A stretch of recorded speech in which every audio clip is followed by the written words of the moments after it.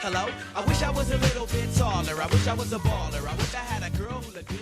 Hello and welcome to the SC Ballers podcast. I am your host and coach of the Terrace crew, Matt Ricks. My fourth red arrow in a row means that I'm not in the mood for jokes or lighthearted musings about how annoying it was to trade in Hamole Olakau'atu, or that I've held Tom Turbo just long enough to see him putting kicks with his left foot. I will say, though, that it's a week for survival. The Origin players that I need to back up, Keon Kalao-Matangi named in jersey 19, and Greg Marju managing to live and ready to suit up for the mighty Terrace crew this weekend. Someone who knows a lot about survival, introducing tonight's guest, former third place overall finisher and coach of the Casa Bonitas, Danny Boy Ricks. Danny Boy, how'd you fare in round 15? Yeah, g'day, Matty. Just as you said, survival, just clinging on. I'm very fortunate I made a late third trade to Tedesco to salvage me as my captain. Because if I didn't do that, it would have been Scotty Drinkwater captain, and I would have gone maybe sub 800. Very, very much salvaged. It's put me in a little bit of a predicament this week. My other two trades didn't fare so well. A couple of pods in Daniel Tupu and Jackson Purdue. So once again, trades hitting the floor. But optimistic about this week. I've still got good numbers. So probably hoping for a little bit of Origin carnage, I'd say, just so other people are in a bit of a predicament. Yeah, I'm hoping for the opposite of that. I could use Keon Kalao-Matangi playing as well. That'd be amazing. Very good to see him named. But yeah, like I said, very happy Greg got named. What'd you score on the weekend, Dan? And what's that done to your rank? So I scored a 998, I think. 998. I've gone down a little bit. I'm still in the top 1K, 867th. Team value is crashing though. This is, we spoke a little bit about how much money you want for the back end of season, and I am losing cash and looking across the board, probably with a lot of people's teams. Have a look at the break evens this week, but a lot of popular players are huge break evens. So I don't know if you still need to generate a little bit more cash over the next few weeks. It's very difficult. I got Oren Keeley. I'm fine. Very difficult when, you're looking to solidify final teams probably from now. Yeah, it is interesting, the cash generation, because there are some big cash generators on the horizon this week. The Terrace crew scored 1,008 points, which was good enough to make me only lose 14 spots down to 54th overall, which I was pretty happy with. I was in the same boat as you, Dan. I traded in Tedesco after Turbo went so low. I also traded in Olakau'atu, as I mentioned, which was a disaster for those who would have watched the watch-along. We had our second watch-along on Friday night. They would have seen the pain in real time that I was going through, suffering the Olakau'atu trade in, no try, dislocated shoulder combo. It was like deja vu from Lehigh the week before. But yeah, that was pretty disappointing. But like you, worked out well because I was going to captain Scotty Drink as well and put the C on Teddy, which was good and means that I stayed in it. It did cost me Jahrome Hughes. I was going to do Cleary Hughes last week. I may still do that this week, but so it set me back a trade. But I reckon I've made up about 130 points with that trade, so very happy with how that worked out. Baller.live, we got some great features going on there, and there is more coming in the very short term. So go on, check it out. We're going to start getting you guys to sign up soon, become real ballers. It's going to be a lot of fun, a lot of good stuff going on in there. The league is closed, so round 15 was the last round to join. Joel, coach of the year of the Eagle, he's third overall. Fantastic. He scored over 1,200, which is huge. And he's looking good to take out the $3,000 first prize in the Baller League. We do have an announcement shortly in the coming couple of weeks for a run home league, which we're going to start where everyone will start from zero, and it will mirror the season-long prize. So it will be $5,000 worth of prizes. We'll have more details on that in a couple of weeks. We're just building out some stuff in the back end, which is going to be really exciting. Going to be able to check out the leaderboard on Baller there. You can catch us obviously on X, Facebook, Instagram, YouTube, and TikTok. We really, really appreciate everyone liking and subscribing and just viewing our content. The community has been so fantastic. We love all our ballers. We love all our people out there consuming our content, and please keep it going. And it's really, really helping us push along and getting some really cool stuff out there into NRL Supercoach land. All right, Dan, we have Shorter pod than usual tonight, given it's an Origin week. So we're going to try and rattle through the positional analysis. No baller blueprint tonight. A few pods, cheapies, and premium targets for us. We are going to record a second podcast this week on Thursday. Jono's joining me on Thursday afternoon to drop for all the Origin fallout and any questions that you guys might have for us. So make sure you check out on socials and post your questions post-Origin about specifics to your team or anything else. Dan, fullbacks. Let's kick off. Scotty Drinkwater, 708K, had a stinker on the weekend. What'd you make of that? Yeah, it's so volatile this year. I made trades planning Cowboys would actually turn up against Me too. the Fins this week. And I also thought Roosters would absolutely dominate the Knights. And it's kind of gone the other way around. So look, Drinkwater is he's still got 3 or 4 tons in him back end of season this year. I just feel, this floor he's got now with this new combination is much lower than previous. So that's the big issue. I actually don't mind a swing if for some reason you don't have Pappenhausen. I don't mind the swing to Pappenhausen this week, just given they've got such a good game this week with a real decimated South Sydney team. But otherwise, if you've got Pappy, I'm probably not trading Drinky to anyone. It was lucky he got that try assist back. I don't know why they took it off him in the first place, but yeah, 33 on the weekend for Drinky. I think that's interesting on both sides of the Drinky coin for owners. I think you have to hold through now, just given like most people would own Paps and Tedesco who own Drinky, or if people own Turbo, they're flipping him out instead of Drinky. I think that maybe round 19, round 20 is when you might want to start jumping off Drinky. They play Bulldogs. They play Storm in 18, which you'll have to hold him for just given it's round 18. And then potentially Bulldogs in 19, which is a bit annoying. But then they play Dolphins, Dragons, Sharks, Parramatta, Knights, Tigers, Broncos. Like, they got a good run home before they're bye in round 27. I just think it's one of those games where it's a write-off. They get beat by 50. He gets no ball. Still scores 33, not the end of the world. Obviously, you want more from that on a buy round. What about non-owners, Dan? Like, would you be rushing still to get Drinky in, given he's sort of dropped in price a bit? Probably not this week, but definitely a big buy next week against the Titans, and then playing the major buy and the mini buy in round 19. So, yeah, certainly for non-owners, could look to pick him up after that. So, I mean, I was floating around looking for replacements other than what we talked about. And I think Tubes has mentioned him already, and he's a big Tubes guy this week. High volatility, high risk, injured.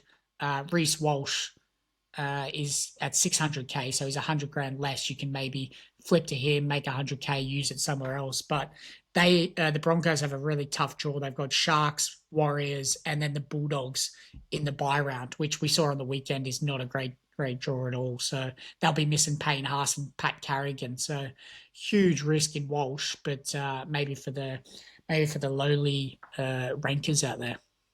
The other thing with Walsh, it's not impossible he makes Origin 3 as well. So he would never be there for round 18. And then round 19 will be a doubt as well with that knee he's carrying. So if they lose and Ponga goes no good again, he could easily be played fullback. There was some chat that he was going to get that job for game 2. So Dan, I want you to kind of rank who your top 3 are out of these guys. And this is kind of in the Turbo replacement mold. Like, we can chat about Turbo and the if there's any case to hold him. I'm definitely selling him. I've seen enough. Chatty's going to the centres as well. But thinking about guys who you might want to replace him like as a pod option. So you mentioned Reece Walsh. We got Ponga, who'll be back next week. Then we got Lehigh, who will probably take Tom's spot at fullback, given he's moving to the centres. Trell, C&K, KO Weeks, King Gutho, Dylan Edwards, Connor Tracy. These are the real sort of pod options. Could you justify having one of those guys there in your flex as your third fullback? Or give me 3 that you would entertain out of that lot. Jeez, it's a really tough one because there's all pros and cons for all of them. But yeah, I mean, you could, but I ultimately, I think you want, right now, it's really tough. You can't bring in Dylan Edwards right now. I don't think Edwards is an option at all at his Yeah, price, and he needs the goal kicking and he needs Cleary out, so he takes that role on. I'm not even sure they're good enough though with that role. So you're saying right now, who would you replace him with? Not this week, but just moving forward, like as you pod sort of third fullback. I mean, the informed one would be Lehigh. I think he's still probably there. You probably need to wait. Probably have him at centre wing. Probably wait next week as well. If he's back, he'll drop a bit of cash as well with that 2 in his rolling average. They got the good fixture though. Yeah, I don't mind a bit of Connor Tracy actually now. 500k. Yeah, I agree. They've got a good matchup for the next few. The good thing about Connor Tracy is you could run him as your 7-6-7 centre wing as well for the run home. So I think he's probably the pick of sort of the right now, but for the next run of 5. Chance is punching out good base numbers. Doesn't quite have that same attacking prowess as he did with the days with Sean Johnson there, where he'd kind of be that second phase and then be the sweeper and get the try assists. But still big base numbers and very safe. Doesn't have the duel though, so that's a little bit more tricky. Yeah, Latrell is a pod option when he's done with Origin. You can't touch him till then, and they also buy in round 19. Gutho, no, 100% no. KO Weeks is just not my guy at all. His floor's too low for me. Edwards, no for me. Tracy, I'm agreeing with you there, Dan. I think he's a great price now. He's bottomed out 500k. They got a good run of matches coming up shortly, so I really like that in the centre wing. I think the centre wing guys here are the options, but not at fullback. So Tracy, Lehigh, Ponga is a bit interesting, but I'm not sure I'm ready to board that roller coaster just yet. So I'm going to stick solid with Teddy, Drinky, and Paps for now. What about, Dan, I think better than sort of some of those pods maybe might be entertaining like a third halfback in the flex. Is that something you'd consider? Yeah, definitely this week. Jahrome Hughes looking very good. Most people would have either traded Cleary or looking to still trade out Cleary. Missy only playing 1 in the next 3 games, confirmed with the teams this week. But certainly look at Hughes down there for a bit of a run over the next 3. Yeah, I think if you Cleary, Hughes, Hines like that, that triumvirate of halfbacks could be the way to go with the flex. I'm still a big advocate for the 3 fullbacks in flex. You mentioned pre-pod, Dan, that you might actually even look to hold Turbo. I think you're a bit crazy.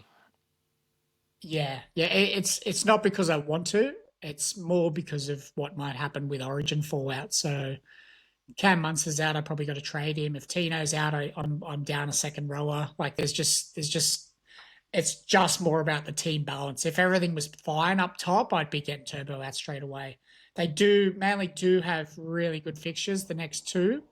If Turbo lines up at left centre against Stafford Tower or the Tigers at 4 Pines, then they've got another good matchup at 4 Pines the week after. 480k, there's just no value in trading him out, but all signs are you just have to trade him out. Yeah, I saw enough. He had the bye. I thought, okay, he looked a little bit proppy against the Eels. Then they gave him the week off. Then they had the bye, and then to come back looking like he did against the Titans, it's sad to watch, and it's incredibly detrimental to my SuperCoach team. So, I mean, 485k, it's not ideal to be selling him at that price, but I think we've just got to bite the bullet there, unfortunately, for owners. Moving down to centre wing now, Dan, and Jack Bostock, one of your boys, I'm going to call him. He went bananas with 176, I think, on the weekend. He's got a minus 72 break even. Very lowly owned, thankfully, in the top 1 and 10%. He's currently already been bought in by 7.8% of teams in the top 10% this week. I can see the appeal. Dan, he's going to make somewhere between 125 and 225k in the next fortnight with incredible matchups. They're playing the Knights in Perth, so that'll be a fast track over there at HBF Stadium. Then they play someone equally not so good. I think Souths in round 17. Look, it's a cash grab. I just think you've got to know what you're signing up for there. You're hoping for another big ceiling game, but I think you've got to be prepared. We've got to remember that even after that game, he's still averaging 53. Take that game out, he was averaging 42. So you got to, and we know who Jack Bostock is. He's not this new shiny toy. Yeah, I'm just trying to work out why his base has been up the last couple. So he's based over They had the 30 ball. for the last two. They had so much ball. So he never makes Yeah. tackles. So if they've got the ball, he's going to run it. So possession so high that I think that's why. And like he can go, usually he's going to base you around 20. He obviously massively try reliant. He only based over 31 other game. So yeah, like South is a great matchup next week. So Knights we saw on the weekend. I don't know how. I mean, you think of Knights as a bad match, a good matchup, but somehow they're just stifling teams in attack on the other side. So look, if he goes 50-50, you're probably pretty happy. If he goes 20-20, that's obviously worst case, and 80-80, he makes 200K and you're absolutely flying to go up to a Kiraz or a Lomax at similar prices. So it's a high risk, high reward, probably dependent on how many trades you got left and how close you are to making your final side. I'd say it's low risk given he's going to make money no matter what. But I think it's high risk in the sense of he could dump you a 13 or a 19, just like he's done on 2 occasions this year. So it's not for me, just because I'm really just making considerations for trades around points at this stage rather than high price cash grabs. But I can see that there are really good outcomes here that he could ton up. He could go ton easily next 2 weeks with these fixtures. So I can see the appeal. It's just probably not a move that I'm going to make. Dan, a cheapie who has emerged, former cheapie, former semi-gun. He's a gun, isn't he? Siosifa Talakai. He was a gun a few years ago, 2022. 303K. He has got the starting centre role for Cronulla with Herbie gone down. We know that Ero's gone long term. How long, Dan, do you think he keeps this role? Do you think there's a world where when Sam Stonestreet comes back that Ronnie takes this role over in the centres? We've seen Ronnie play a little bit of centre. I think so. I think that's probably the plan for Sharks. I know Fitzgibbon really likes Talakai off the bench through that middle, and it's he is one of the best impact bench players in the competition. In saying that, he can be so good at centre for SuperCoach. Those hands. You're going to get a base work rate off him of about 30 or 40 sometimes. He's got massive power stats as well, huge amount of tackle breaks. He gets over for 1 try. He can go 80 plus. 300K, big risk, obviously, and you will have to trade him out eventually when he goes back to that bench role. But if he can play the next 4 games, 3 games at least to round 19 at centre, I would probably, I'm actually willing to take a flyer on him. Yeah, I don't mind that trade at all. Especially if you're looking for downgrades. I think he's the downgrade of the week. For those who need a bit of money to trade Turbo up to a Paps or up to a Drinky or up to a Teddy. I really like it. He's got the Jewel as well, which we know. What about Jewels, Dan? Let me hear it. Yeah, you can say it, mate. That's yours. We know the Jewels are very handy. So I'm fully aboard. Another Jewel, Dan, Beau Fermor, 588K, break even of 72. Now, Big Bad Beau had about 67 in pure base on the weekend. He's just getting it done. They got a great run home. We know he gets attacked from time to time, and it'll come again. Incredibly consistent output, base plus power. You can swing him with Lucas. You can swing him with Talakai if you're making that move. I said last week on the pod that I find it hard when your squads get really strong that you're going to find it hard to play him. But even as your 18th, 19th man, he's a great depth guy. I really like Beau. Yeah, the price is getting enticing as well. 580K this time of year. I don't mind it, and the juiciness of the draw for the next 2. I think I've tried to play the strategy this year of picking up guys purely on their next few games, like try to go on a little run for that maximizing points. And they've got Parramatta into the Cowboys the next 2. I think, he's in for, 70 plus average over the next 2 at least before that major buy. And then he's probably going to be a great number for you in round 19, which we know is going to be very tough. So, yeah, I'm nearly becoming a Beau lever, as John likes to say. Yep. No, he's I mean, it was all meat and potatoes the other night, but it was his second half, he was just in everything. So very, very good pick. Dan, what about these sort of priority guys who, if you don't own them, have you missed the boat, or how much of a priority is it to get them in? So just going to reel off a few here for you, and you can give me your answer quickly. Jamayne Isaako, 692K now. Yeah, you missed the boat. I missed the boat last week. Both gone. I was happy to see him not score any tries, but the fact they scored 58 points to Dolphins and he's the goal kicker, 9 goals. I mean, yeah. So You were crowing. You're like, I'll definitely take anything under 70 here. This is unbelievable that he made a late line break, which he actually should have been a try assist, but he bombed it. Yeah. Yeah. So no attacking apart from that. So Dolphins are going to do that from time to time. Like they just went so left dominant. They can go right dominant as well at times as well. So I wouldn't rule out that he's still got a fair few tries in him and they've got a good matchup. But probably at 690K, I'd probably look to the bigger high end game premiums at that price. Yeah, the thing with that is if you buy him at 700K, you're buying him to be a top 4 centre wing in your team, and he's just not going to be that. Like he's going to be either you're going to have to trade him out at 750K in a couple of weeks. They've got 2 buys as well, 18 and 22. So I think that's a boat missed. Herbie, Dan, 815K. Herbie well and truly went bananas on the weekend, 145 points. Oh my God. Yeah, miss the boat's hard because he's just so hard. He's just end game center wing. Like he's lock and load basically every week. He's a Ruben Garrick, a Jacob Kiraz. Like there's no real decision to be made. You just put him in your side and he's gonna churn you out points. So if you're flushed with cash, I could still bring in Herbie, and I'm just very happy that I got him. I think it's a bit controversial, but I think you've missed the boat. At 815K, like if the problem is in the Herbie boat is the Herbie boat's already off in the distance. You got to swim after it. You're so far untethered that it's just a long swim to get back on that Herbie boat. But no, look, the streak it's a self-fulfilling prophecy now. They're bloody holding up in the in goal, waiting. Cody waited for him to turn up for his try streak.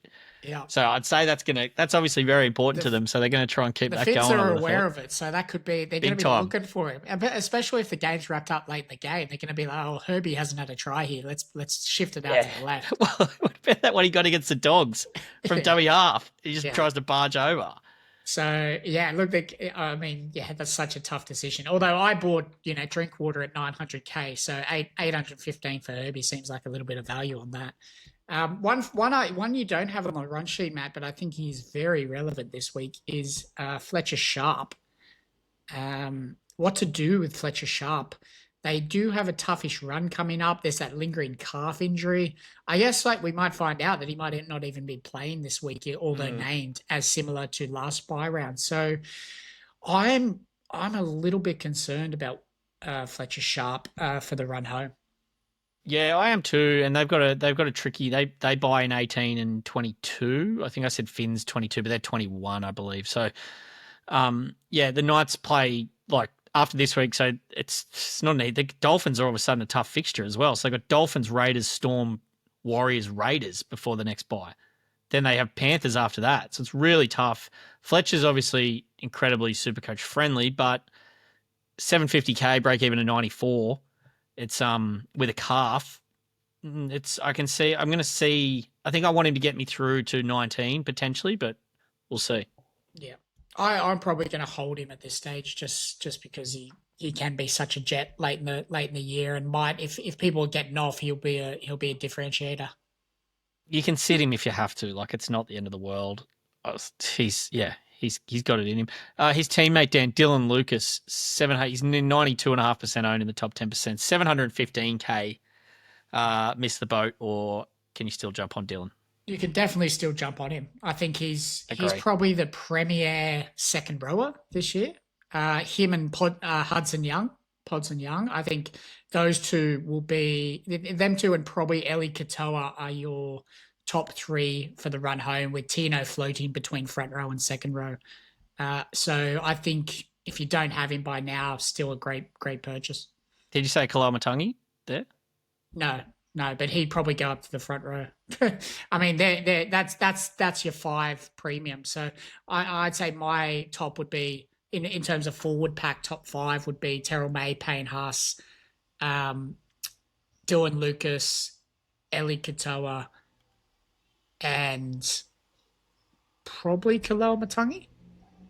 Yeah, and then Tino on the bench floating up and down. Yeah, and Hudson, no, I'd have Hudson Young over Hudson Young, Matangi, actually. Yeah. Obviously, Kalel Matangi's had a great run, but I'm not sure if that output is sustainable, particularly back end of season when South had probably just gone. Yep. Fair enough. All right, Dan. Pods.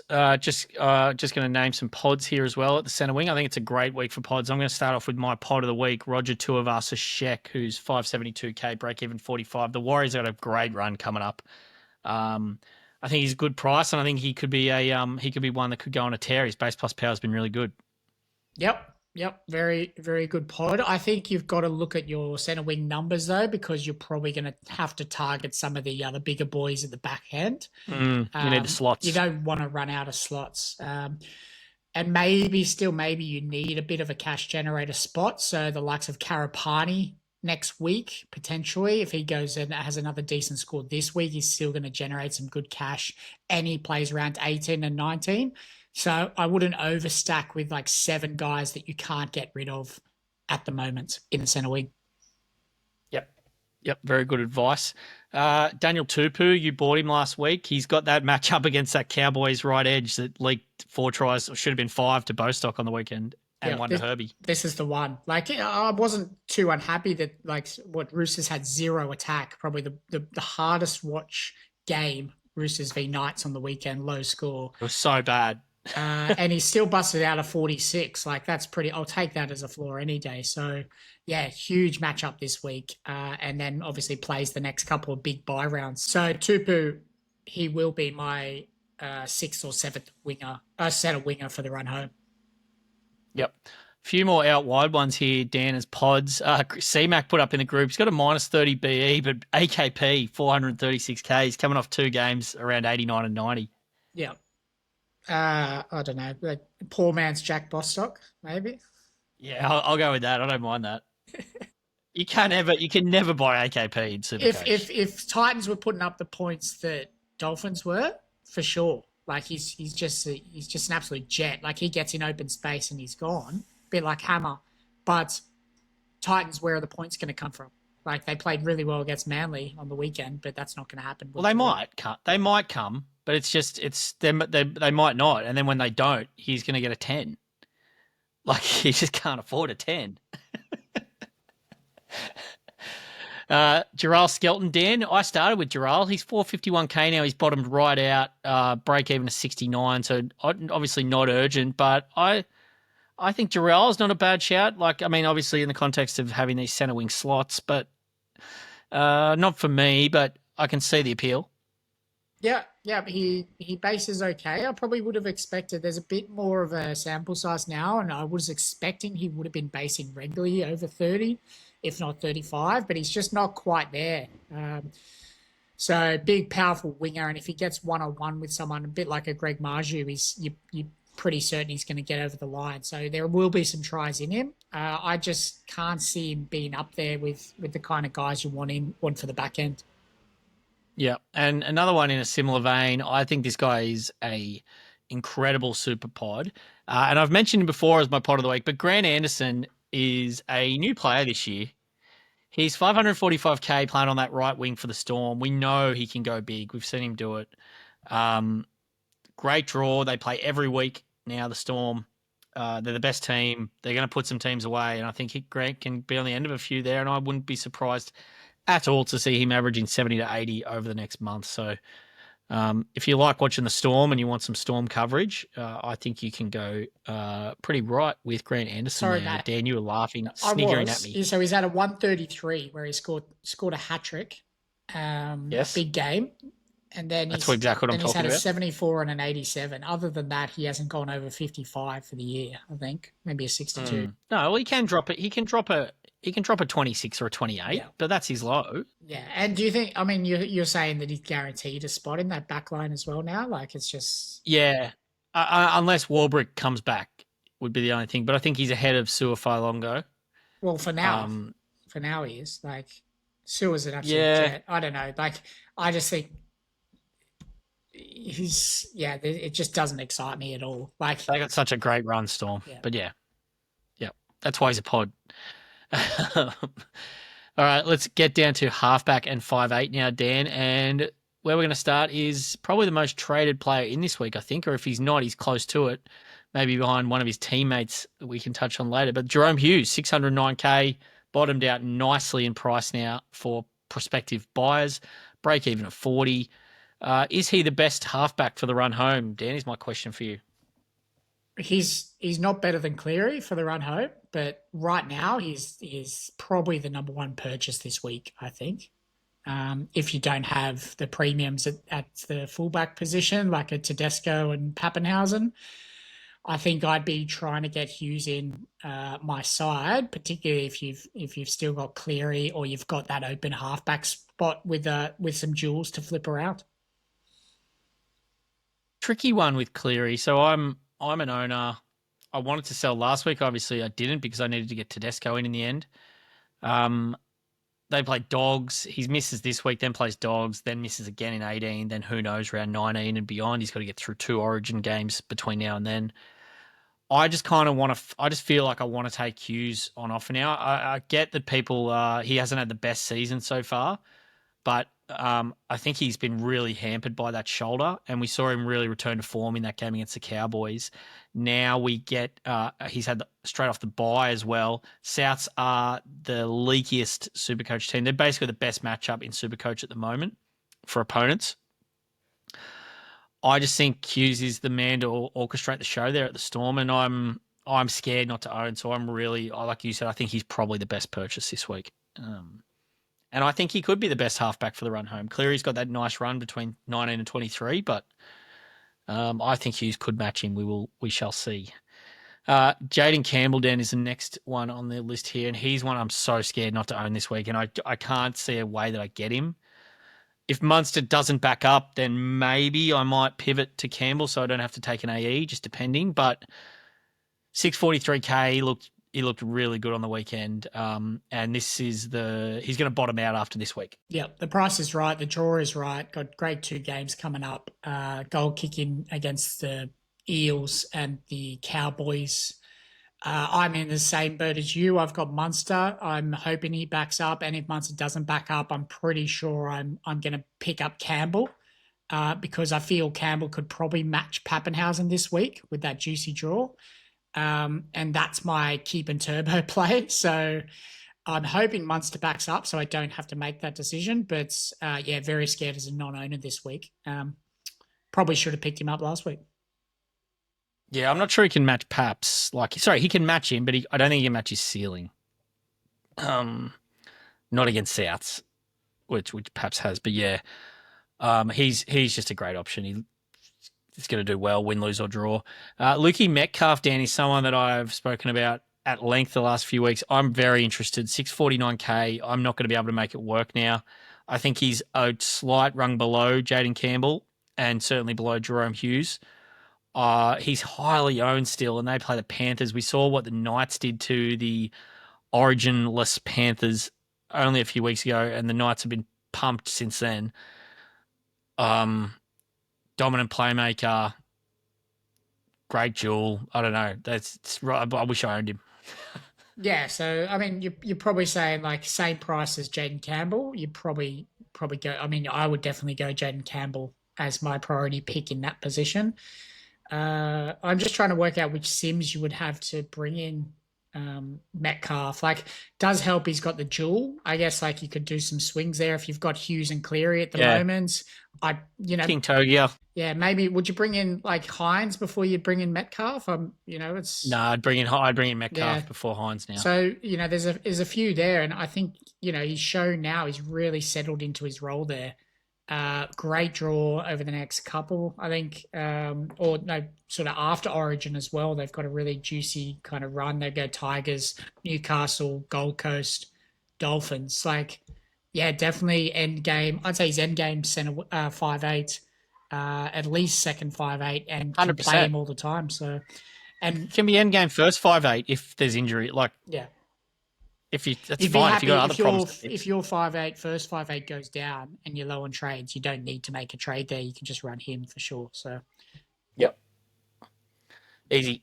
All right, down to the 2RF now, Dan, and let's do a little bit of mid-range speed dating here. There are some average to good options here. First one, Tallis Duncan coming off a career best performance on the weekend, -22 break even, 471k. The boys spoke about him on the Snap on Sunday night, and some very visceral commentary on social media regarding Tallis. I thought that Tallis wasn't really working out on that edge, but he sort of proved me wrong a bit. 471k, that price is just a little high for me. I'm not really flirting with a mid-ranger like Tallis. no, it's one of those prices like at the start of the year that might tempt you, and you're like, oh, he might have that starting edge roll. He might be basing 50, like looking like he might average up higher and obviously churn a bit of cash, but too much risk for me that he just has such middling scores at the back end. I really am. You're never going to want to play him. No, and I'm really not looking for any South players now. Like it's jump ship basically, unless you like Kaloa Matangi's the only one holding up their end. So yeah, not for me at 470k. Brendan Piakura, Dan, he's 337k starting on the edge again. He's one of the more polarizing figures in NRL Supercoach. He's not one of mine. He has played 80 last game, but he's done this throughout the year where he's played the periodic game or two at 80 and then he goes back to a 50-minute role. To put further pressure on him this week, Jack Gashevsky comes back out of nowhere on the bench, and Willison's on the bench as well. So that 80-minute role probably looks a bit dicey.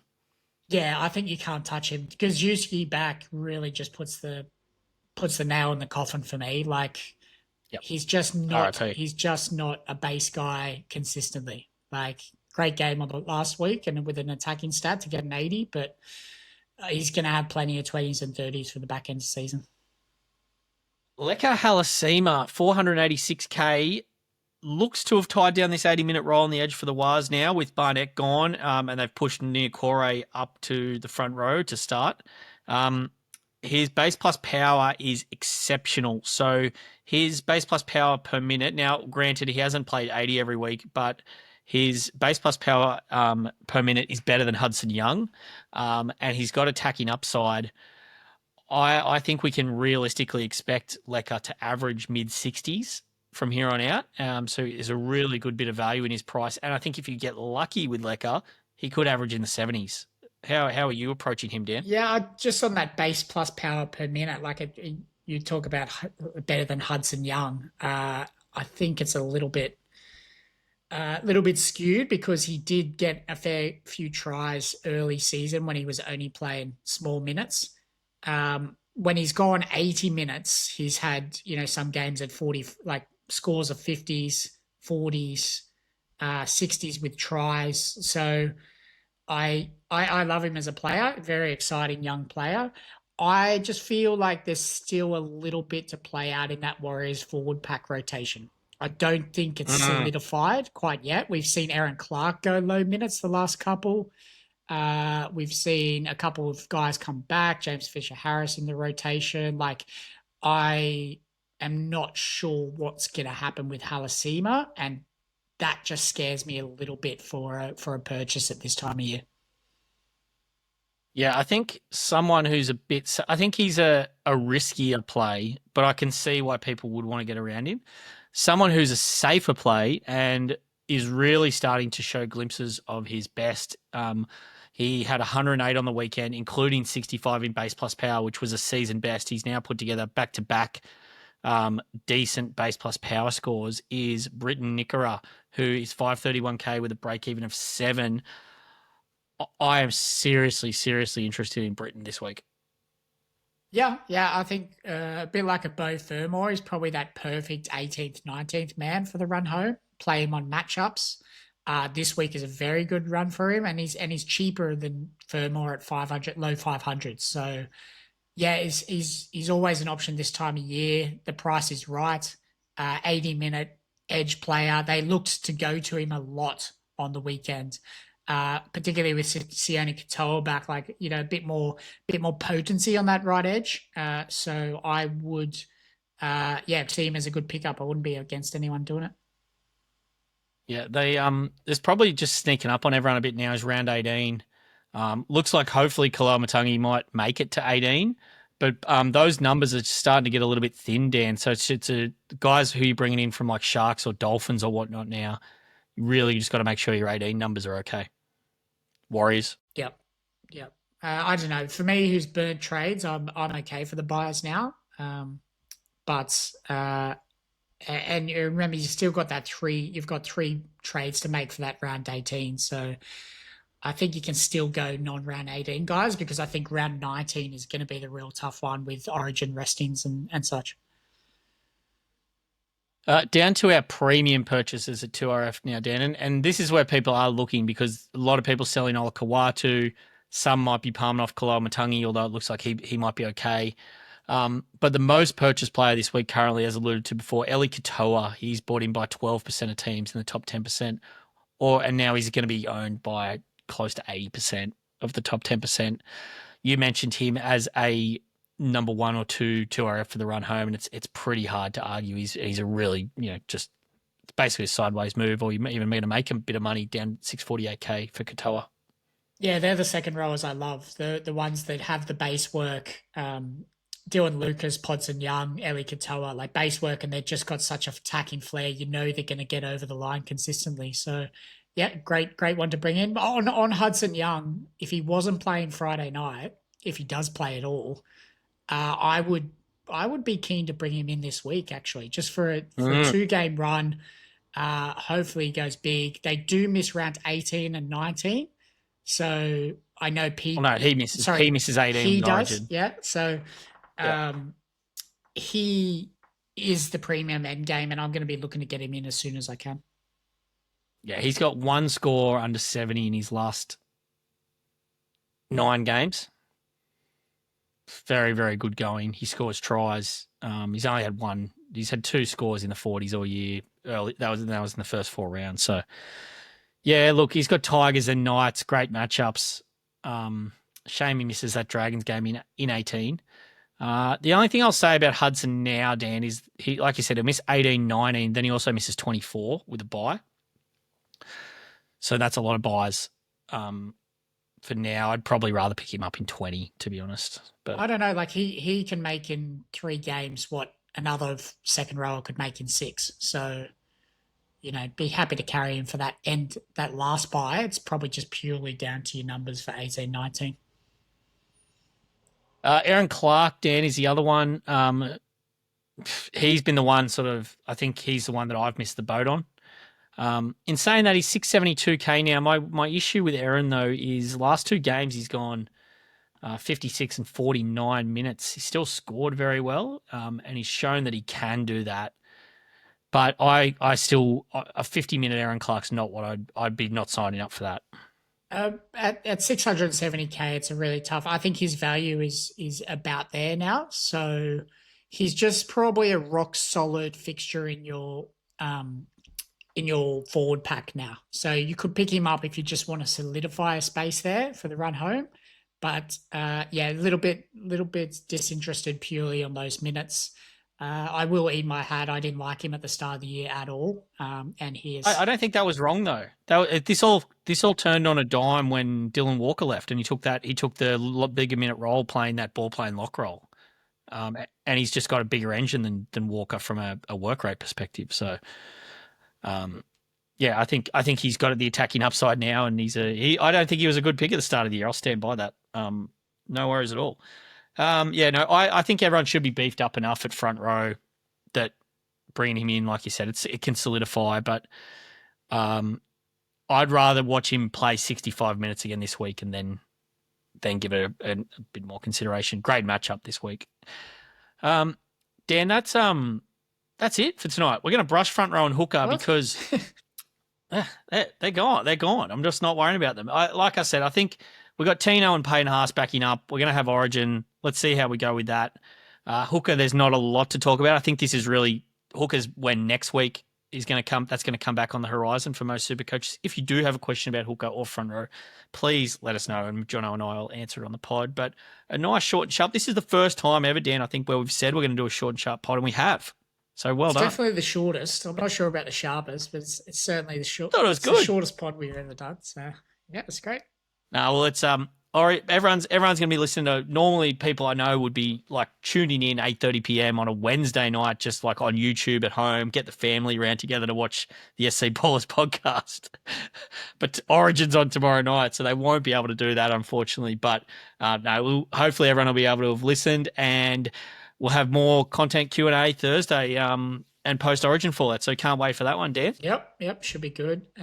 Looking forward to. Although I'll be listening. I think Jono's joining you for the Q&A this week. Jono's joining. Yep. Yeah, lovely. Yep, should be good fun. Yep. All right, we're out of here. Thanks everyone for listening, and Danny boy, good luck this weekend. Yo beauty.